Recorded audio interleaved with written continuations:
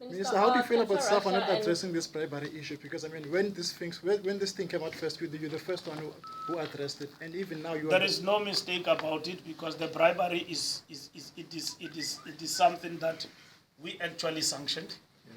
And then it belongs to us because it was not a bribery. Mm-hmm. It's not a question of SAFA or not SAFA addressing it. It's a question of where does it belong. It doesn't even belong to the local organizing committee, because it was not a subject of the local organizing committee. It was a resolution of the South African government together with FIFA and SAFA to support the diaspora in the organizing of the 2010 World Cup. So that's why it belongs to our plate and we're addressing it. It's not a SAFA issue on its own. I've explained that particular point and I'm reiterating it again. Okay. It's not a SAFA issue.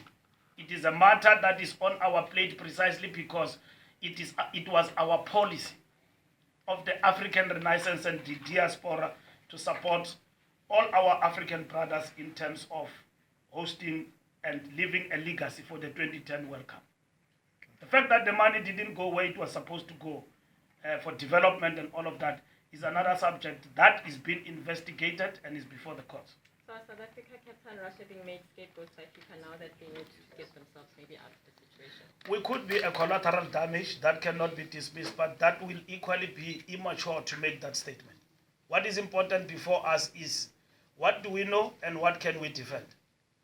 And we are ready and willing to collaborate and to explain to anybody how that 10 million was actually arrived at and where was the decision basically taken. So we are ready with that.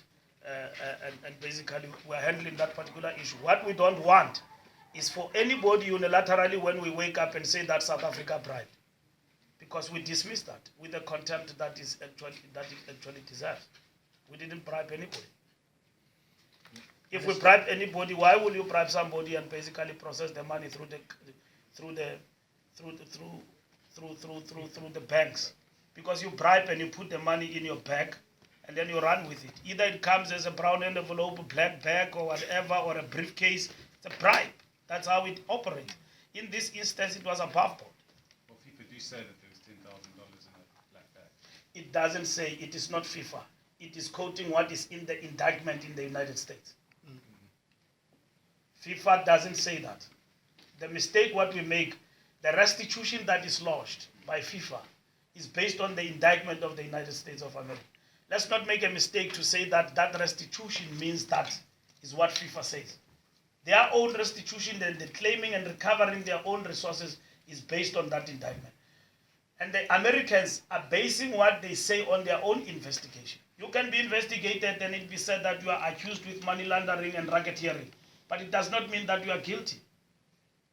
Because the presumption and the courts operate in their own special way, because you've got to be in court to justify or not to justify or to be found guilty.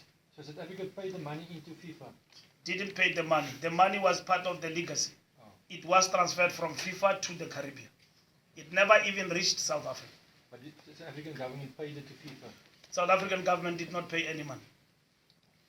Did not pay any money. It supported and sanctioned that the legacy money, part of it must pay to the diaspora. There's no money of South Africa's taxpayers that went to that direction. But it was part of the legacy funds that were meant to support the diaspora and the concept of the African Renaissance that went to the Caribbean. South Africa paid the money to the legacy fund?